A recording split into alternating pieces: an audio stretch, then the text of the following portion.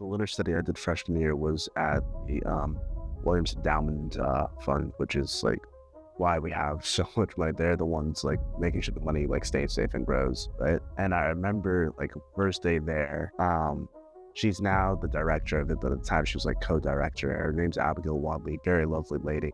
And she made a comment that every Williams student has $1 million backpack, where essentially like over the course of your 4 years, you'd have about $1 million worth of resources at your disposal, which is a crazy amount of money. And it's just really surreal to think about. Like I have like essentially $1 million at my fingertips. And I just remember making the joke saying that, can I take this backpack to go once I graduate? The answer is no. And then I also asked, can I get this in cash?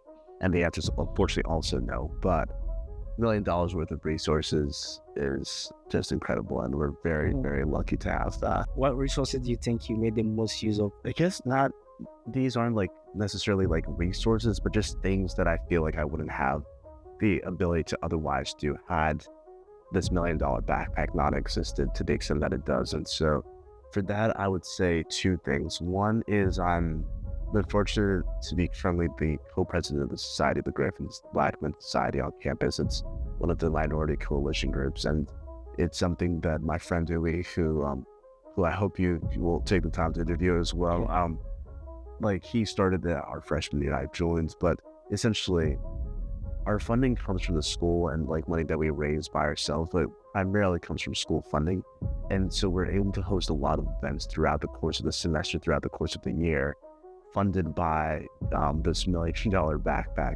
And it just, in my mind, enables us to create like a greater space for like Black men to come together because there are so few of us on this campus. And so that's something that I don't think would have been possible had it not been for the resources that the school provides.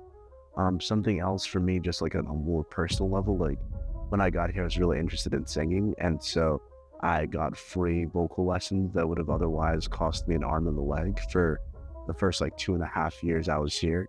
And so it was just a fun way for me to explore some of my interests. I think you didn't realize that you have a lot of resources here until you travel and then you come back. You know, I've talked to some people who travel for winter study and they're like, bro, now that they are back, they really appreciate Williams very much. And also for me, I feel like the career center, I've really used it. Even as a sophomore, I've used it a lot already. It's like I'll be even using it more.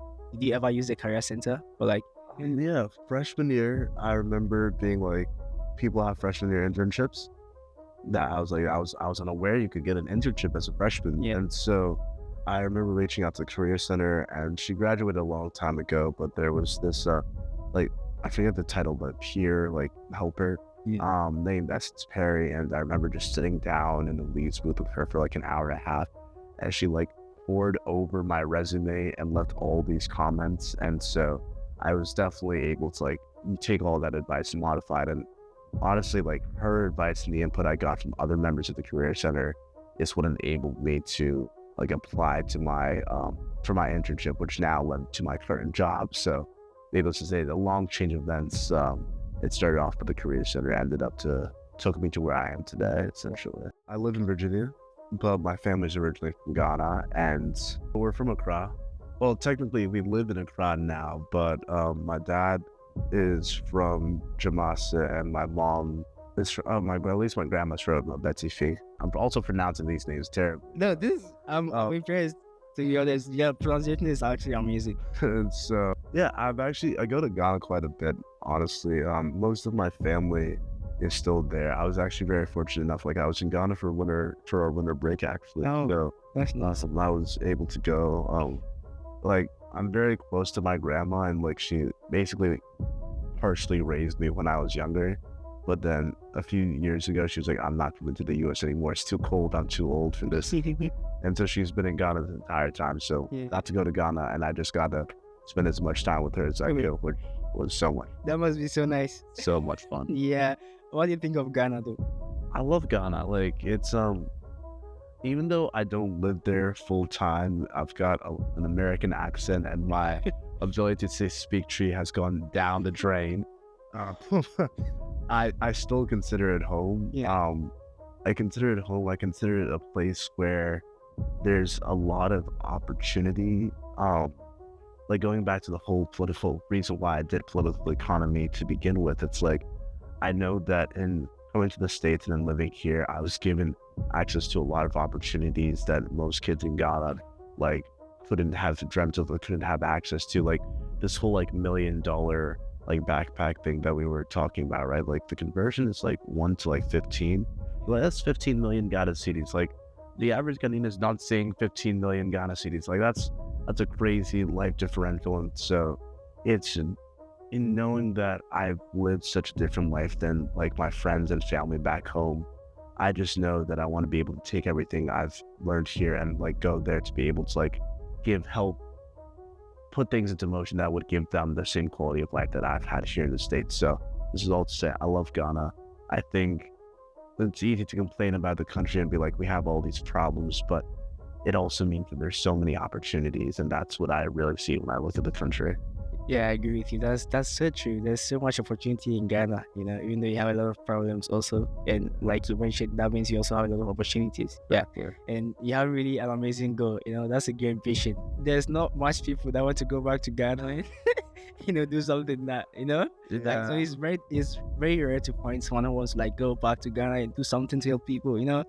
Yeah, well, so that's really great. But what do you want to do in Ghana specifically? Do you have like any goals yet? Like what you want to do? There's so many ideas. Yeah. I haven't necessarily settled on any like specific one.